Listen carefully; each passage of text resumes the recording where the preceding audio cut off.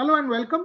110 run defeat to sort of round off a campaign.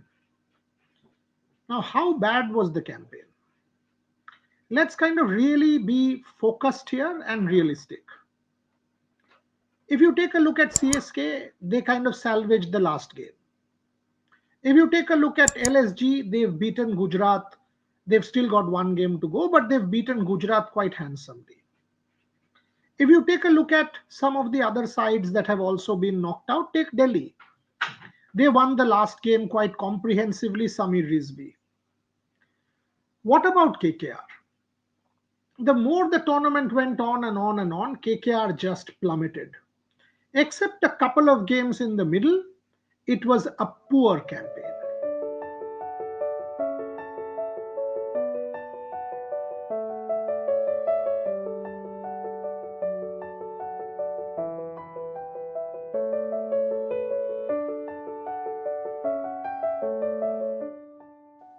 A limp campaign, an underwhelming campaign from the defending champions.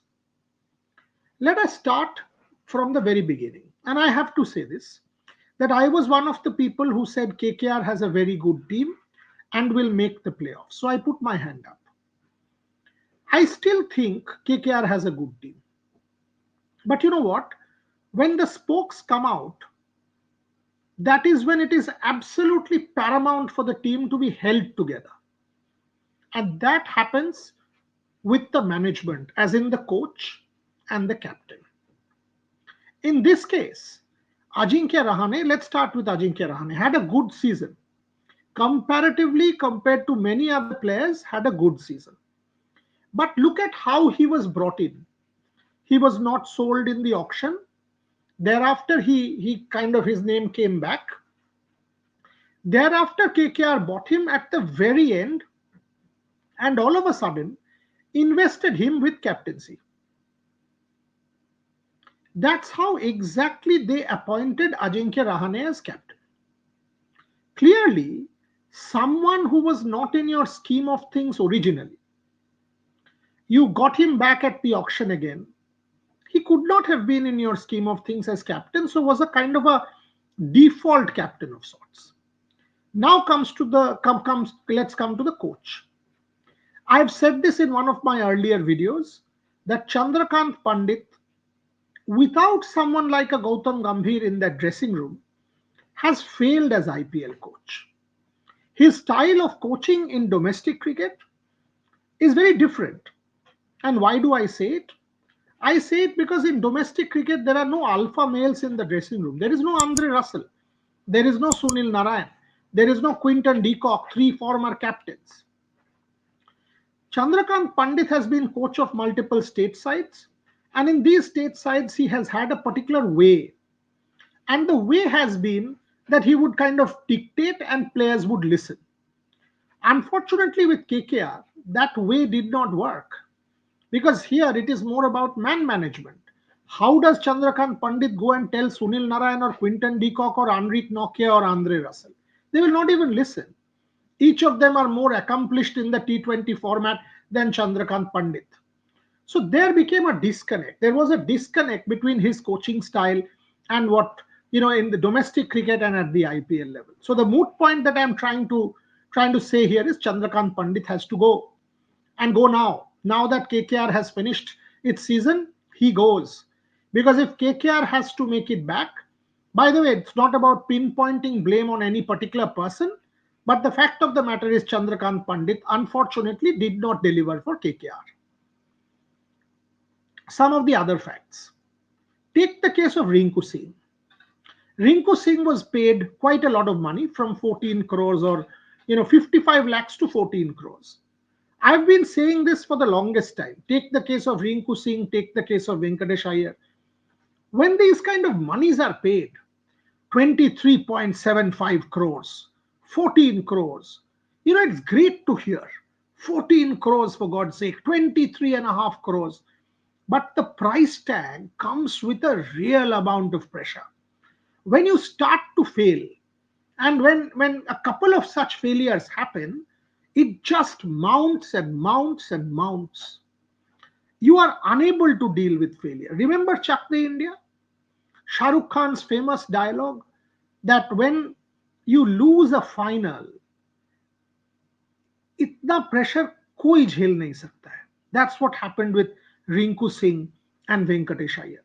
Once things started to go downhill, whether it is for Rinku, whether it is for Venki Iyer, whether it is for Ramandeep, unfortunately they were not able to stem the tide. Let's focus on Venkatesh Iyer specifically for a minute. Now tell me, why would Venkatesh Iyer at no point be given even an over to bowl? He was certainly in your scheme of things. And by the way, in the last match he wasn't even played. Now clearly telling you something that Venkatesh Iyer, who was not even played in the last game, will he be will continued with, or will you trade him? Gargi Rao did a story as far as Revsportz is concerned that Venkatesh Iyer will perhaps be traded. And the fact that he did not play the last game, the writing is on the wall. But if the counter question can be asked, when Venkatesh Iyer did extremely well for KKR in 2021, where did he bat? He batted at the top of the order. He opened the innings for KKR and he scored some fantastic runs. Now, how good was the KKR opening all season? The answer is rubbish. Quinton de Kock, failure. Rahmanullah Gurbaz, failure. Sunil Narayan, blow hot and cold, multiple times failure. So why? Why is it that Venkatesh Iyer was not given the responsibility of opening the batting for KKR right through the season and now did not get a game? Why is it that Venkatesh Iyer was not given even an over to bowl? You mean to say that KKR had spent 23.75 crores on just as a batter? You mean to say that Venkatesh Iyer's bowling skills, when things weren't going right for KKR, could not have been tried? How is it that these things have gone unnoticed so far? Could it have changed fortunes? I am not saying Venkatesh Iyer would have come and won the IPL for KKR. I am not a fool to say that.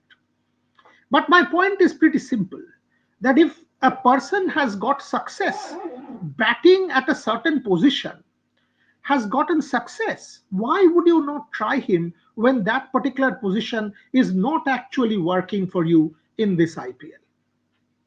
Now to the elephant in the room, Andre Russell. Andre Russell got out a first ball duck, and that is okay. That he did not get in, he got out. Now tell me something. For the first half of the IPL, Andre Russell was batting at number 7, number 8. Now, and how many balls was he getting?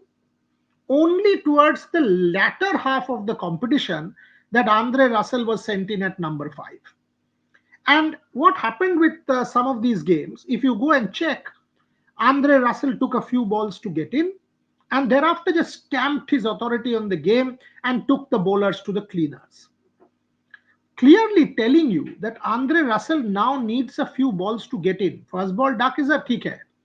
He could not even get his eye in. But once he gets in, he still has it in him. So why would you bat him so low? Again, the problem comes back to the coaching staff. What was the role of Dwayne Bravo? How much impact did Dwayne Bravo have as a replacement of Gautam Gambhir? When you have got somebody like an Abhishek Nair now into the mix again, tell me how many coaches do you need? You have a Dwayne Bravo, you have a Bharat Arun, you have a Abhishek Nair, you have Chandrakant Pandit as head coach, you have Otis Gibson, and the list goes on. You have a Carl Crow. How many coaches? How many talking heads? How many people do you need in that change room? Skeleton staff? Maybe. What is the role of a Chandrakant Pandit, a Dwayne Bravo, and Otis Gibson? KKR, the recipe going forward, it's simple. Change the head coach, get someone who commands respect in that change room, can look Andre Russell and Sunil Narayan and people like that in the eye, exactly like Gautam Gambhir used to do in 2024, and tell them This is what is expected of these players. Straight up. Owen Morgan's name is doing the rounds. Maybe Owen Morgan has been a former captain of KKR, maybe someone else. But there are players of stature around who can come and do this job for KKR. But does the KKR management accept that they have failed? Does the KKR management accept that in the auction there were some mistakes? Does the KKR management accept that some of these coaches have outlived their usefulness? Finally, coming back to what we had started with as far as KKR is concerned, let me put it bluntly, folks. It was never the pitch. Anybody who still blames the pitch and Shujan Mukherjee for KKR's performance in this particular season is missing the trees for the woods. It was never the pitch and nor will be the pitch. However many statistics can be thrown at you, and I'm conscious of the statistics that till between 2011 and 2015, 70% win on home soil, and thereafter it fell to 48% and all of that. I'm conscious of all of that. But it was not the pitch nor the curator that caused KKR's debacle in 2025. It was KKR themselves who were responsible for this underwhelming performance, and it is absolutely paramount that everyone collectively takes responsibility. Look, in sport, there are 10 teams playing. 9 will lose and 1 will win. But at the same time, how you play is an index of how you are as a collective. And unfortunately for KKR, they have failed as a collective in 2025. Can things improve in 26? Of course they can. Do KKR have players? Absolutely they do. This team only can do it. Varun Chakravarti, after a reasonably good start, now you have to ask this question.